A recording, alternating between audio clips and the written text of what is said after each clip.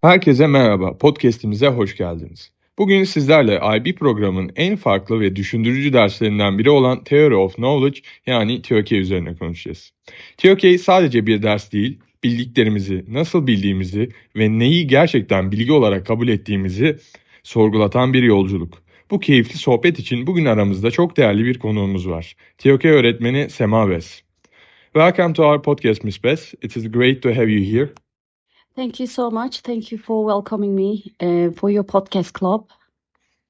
To start with, for those who may not be familiar with TOK, could you briefly explain what theory of knowledge is? Yes, of course. So theory of knowledge, actually TOK, the abbreviated version, is actually a very simple idea, but also a very deep one. At its core, it asks one question: how do we know what we know? And when you really stop and think about that, it becomes quite powerful. Because TOK isn't about memorizing facts, it's about questioning them. It invites students to step back and say, can I trust this? Where did this come from? Why do I believe it? So in a way, TOK doesn't just teach knowledge, it teaches awareness.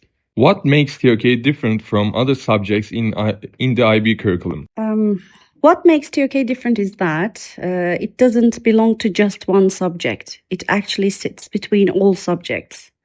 So instead of asking, what is the answer? TOK asks, how did we arrive at that answer? And that shift is everything, because suddenly students are not just learners, they become thinkers about thinking. Why do you think TOK is an important course for high school students? Okay, let's be honest. We live in a world where information is everywhere. But here is the real question. How much of it can we actually trust? TOK gives students the tools to navigate that world, to question sources, to recognize bias, and to think independently. And maybe I can say most importantly, it teaches them that it teaches them that it's okay to say, I'm not sure, but I want to understand. What do we mean by knowledge in TOK? Is it different from information? I can say that this is one of my favorite distinctions, because information is everywhere. We scroll through it every day and we are exposed to it every day and during every moment in our lives. But knowledge, that's something deeper. Knowledge means understanding. It means being able to explain. It means being able to justify. So the real question becomes, are we just collecting information or actually building knowledge? How do areas of knowledge shape the way we understand the world? Different subjects or different areas of knowledge, they don't just give us different answers. They give us different ways of arriving at truth. In science, we ask, where is the evidence? In history, we can ask, whose perspective are we seeing? In the arts, we can ask the question, what does this make us feel? So, the same world can look completely different depending on the lens we use. And TOK asks, which lens or which perspective are we using and why? Do we think emotions help or hinder our ability to gain knowledge? Okay, good question. Good question, because this is where it gets interesting. Because we often think emotions are the problem. But are they? This is the question we've got to ask to be able to answer this question. Yes, emotion can bias us. They can make us ignore evidence we don't like. But at the same time, can we really understand ethics, art, or human experience without emotion? Probably not. So maybe the goal isn't to remove emotion, but to understand its influence. How does TOK help students develop critical thinking skills? In TOK, students quickly learn something important. It's not enough to say, I think this is true. The real question in TOK is why? Why do you think that? What is your evidence? What is the alternative perspective? And once students start asking these questions, they never really stop, which means they can be better citizens, they can be better human beings.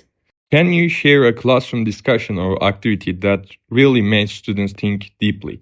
One activity I really like is presenting a simple but provocative claim. So we can say, when we acquire knowledge, does it kill our curiosity? I think this question literally intrigues me, and it actually helps me to trigger my students' curiosity as well. And slowly they see something which help them to start questioning their own assumptions. In these moments, students are saying, oh, and this is the most interesting part, wait, I never thought about it that way before. So this is TOK basically. How can TOK influence students' everyday decision making? First of all, TOK doesn't stay in the classroom. It follows students into their everyday lives, scrolling through social media, reading the news, even making personal decisions. They start asking, is this reliable? What's the source? Is there bias? And that small pause, that moment of reflection can make a huge difference, because they will be able to think about the consequences of each decision they're about to make. So when you think about the consequences of each decision that you're about to make, you might take initiative, and you might be able to take risks easily, and you might make better decisions. Is it possible to have completely objective knowledge? Why or why not? We often like to believe that knowledge is objective, clear, certain, absolute. But is it really? In some areas like mathematics or natural sciences, it comes very close, but in most cases, knowledge is shaped by language, perspective, and human interpretation. So maybe the better question is not, is knowledge objective, but rather, how objective can we realistically be? How do bias and perspective affect what we consider to be true? Okay, imagine two people watching the same event. They walk away with completely different conclusions. So we got to ask the question, why? Because we don't just see the world as it is. We see it through who we are, our experiences, our beliefs, our background. TOK helps students realize that truth is often not just discovered. We can say it is interpreted. What is the most interesting or surprising idea you have encountered while teaching TOK? One of the most surprising things in TOK is this. Students begin to realize that certainty is actually quite rare. At first, this can feel uncomfortable, but then something shifts. They start to see that uncertainty isn't a weakness. It's an opportunity to think more deeply. And that's a powerful realization, I think. If students could take only one thing from TOK into their future lives, what should it be? If students take only one thing from TOK, I would want it to be this: the ability to question thoughtfully and responsibly, not to doubt everything, but to think carefully, to listen to different perspectives and to justify their own ideas.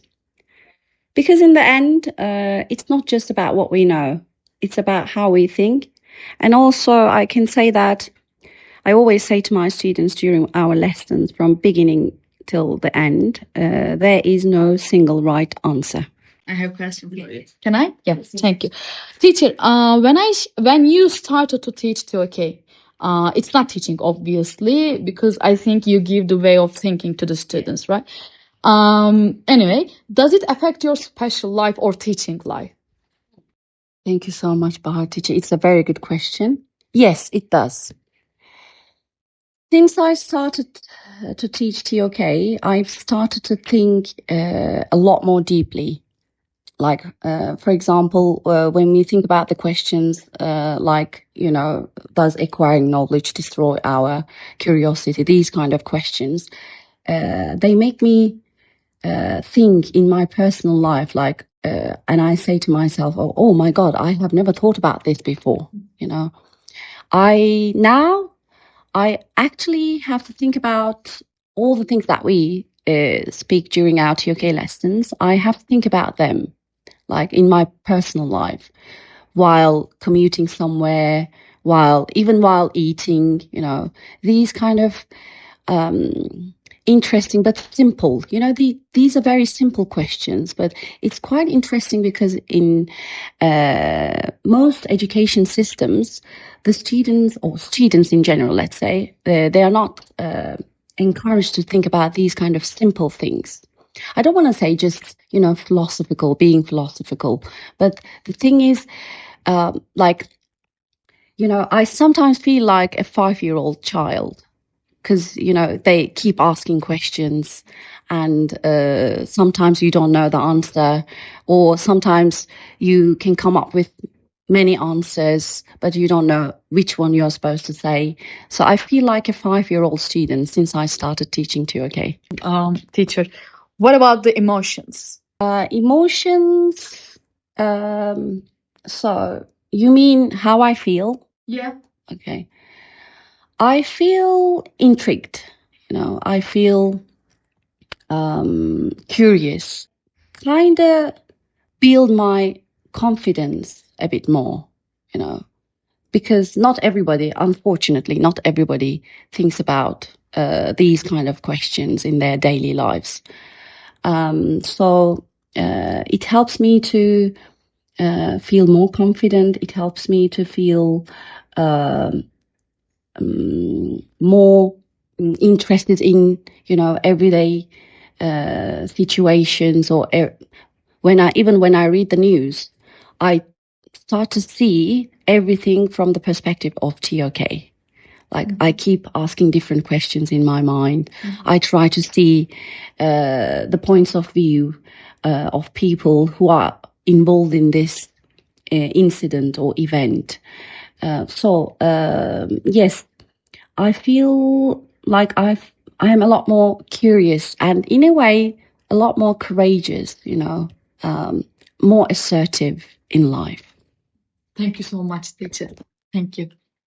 Before we finish off, we know there is a TOK conference coming up. Could you tell us what students can expect from this event and why they shouldn't miss it? What makes it exciting? Our online TOK conference is unique. I highly recommend all the students to join our online TOK conference, which will be held on the 18th of April. Why? Because, they will have a chance to talk about, simple but interesting questions. It's like everyday questions, which should be considered by most people. But the thing is like they can be a part of Socratic debate. They can be a part of, they will be keynote speakers. They can listen to their encouraging speech and informative speech. They can learn something about, the knowledge in movies, the knowledge in songs, and also if they participate in the discussions or the debates, which will be held during our online TOK conference, they can be awarded with certain awards. Thank you so much, Ms. Bess, for joining us today and sharing your insights with us. TOK truly encourages us to think differently, question deeply, and understand the world from multiple perspectives. Umarız bu bölüm sizlere de yeni bir perspektif kazandırmıştır. Dinlediğiniz için teşekkürler. Bir sonraki bölümde görüşmek üzere.